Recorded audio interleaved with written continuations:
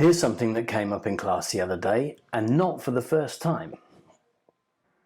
It's a common mistake with both Spanish and German speakers. Perhaps because in German you're thinking erinnern, and in Spanish you're thinking recordar. If I tell you about something that you might have forgotten, then I remind you. That's why you might set an alarm on your mobile phone as a reminder to remind you to do something. However, if you don't need a reminder, if you don't forget, you remember.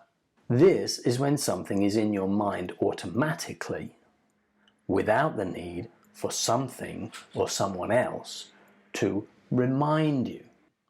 You might want to send an email, for example, saying, "I would like to remind you that our terms of payment are 30 days from the date of invoice." Or, "I remember from our meeting that you told me," etc.